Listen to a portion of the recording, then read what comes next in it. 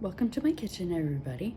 I have about 2 hours worth of simmering pinto beans and making rice in my rice cooker.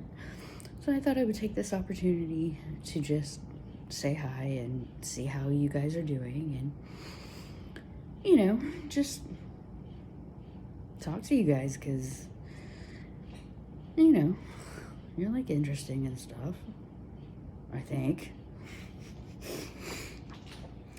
Okay, so my mattress for my bed is not arriving until Thursday, so I'm staying in the guest room until then. I do really like it, but what I've noticed is that I've been carrying my space heater with me everywhere. And I crank it up to like 80 when I'm in the shower. It's wonderful. And that bed is really comfortable, but I can't wait for mine. The nice thing about it is I have a lot of room to take up the whole entire bed. And God, I'm so looking forward to that for the rest of my life. Because, let me explain something to you. Me having my own bedroom doesn't mean shit in terms of a relationship. I do fine.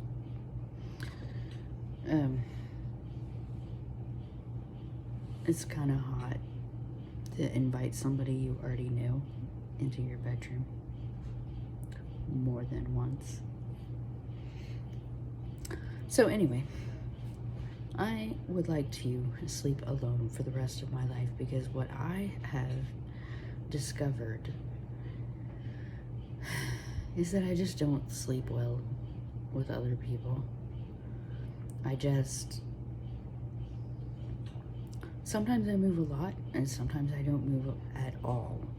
And generally when I don't move at all, it makes the other person roll toward me. And then they get out of the bed, and then I roll into the big lump they left. No more.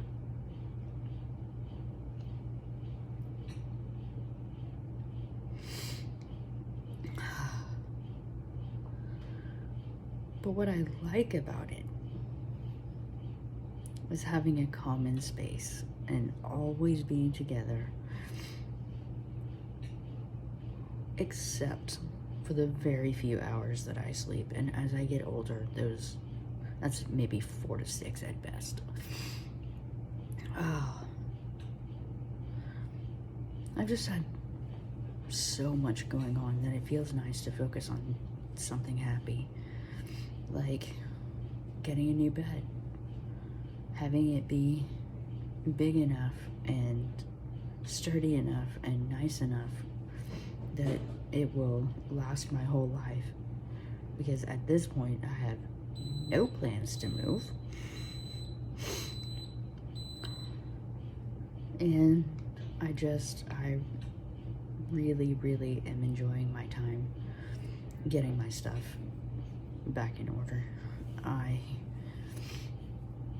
regret that I didn't go to a grief group immediately, because what happened was, and I've only told one other person this, everyone else can probably guess just based on my personality and the way I process grief, but my mother only came to visit me one time in DC, and she stayed with me, and she slept in my bed with me. She had touched basically everything in that room.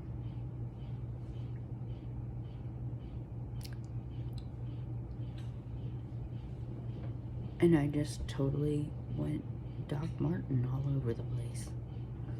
If you've seen that show, Dr. Ellingham has an aunt who's also a psychiatrist. And she was telling one of her patients that the reason he was having so much trouble letting go of his stuff was because nothing had changed since his wife had died. Extrapolate.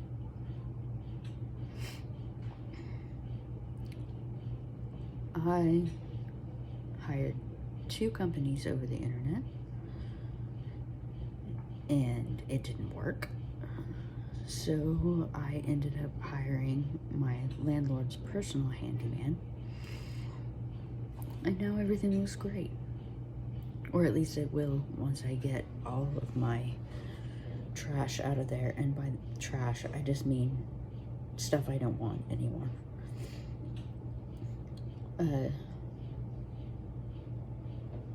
Speaking of which, I may have some stuff to sell if you're willing to pay the shipping. Because, God, I have so many electronics. I actually bought a really nice power supply and then didn't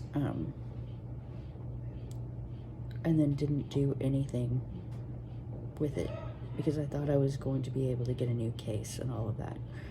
And actually, even originally, I didn't think that I was going to need a new case. I thought it was going to fit in my old case, and I was mistaken.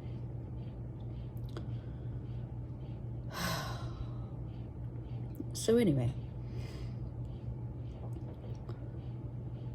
I'm also debating on what to do with my electronics because I really, really love my 8-inch HD Fire and I really love my 10-inch HD Fire.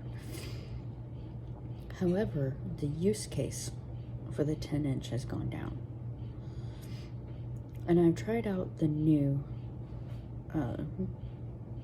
2022 version of the 8-inch, and it's rad, except that they upgraded Android and fucked it all to hell because now Google services won't work. Or at least it won't work well. All of your apps will crash almost immediately.